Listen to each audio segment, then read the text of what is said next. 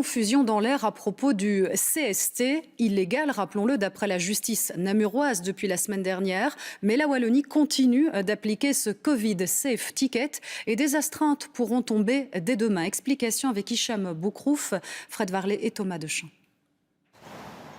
Le CST en Wallonie, c'est une réalité depuis le 1er novembre et encore aujourd'hui. Une juge namuroise l'avait pourtant jugé illégal, mais la région wallonne a fait appel de cette décision ce matin.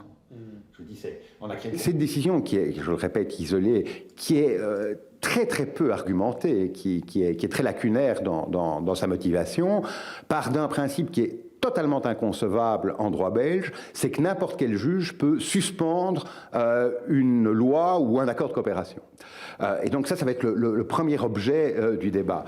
La région conteste aussi le caractère supposé disproportionné et discriminatoire du CST. Des arguments que l'ASBL, à l'origine de la procédure, utilise d'ailleurs dans 2 autres procédures, devant un tribunal bruxellois et devant la Cour constitutionnelle.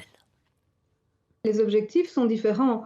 L'objectif des 2 référés, que ce soit à Bruxelles ou en Wallonie, c'était d'effectivement démontrer que ce Covid Safe Ticket ne peut pas atteindre, qui n'est pas capable d'atteindre ses objectifs de santé publique et que donc cette disproportion est illégale.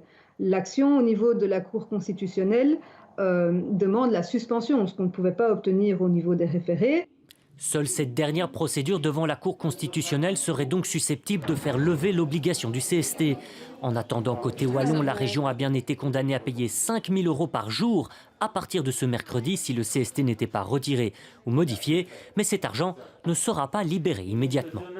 Aussi contestable soit cette décision, elle est exécutoire, elle s'applique, et donc la région wallonne doit des astreintes, mais ne va pas les libérer au profit des demandeurs, elle va les consigner, c'est-à-dire que s'il devait apparaître à l'issue de la procédure d'appel que ces astreintes sont dues, elles seront alors libérées. Autrement dit, la région ne payera rien si elle gagne en appel. La Cour entendra les 2 parties le 21 décembre et rendra sa décision peu après.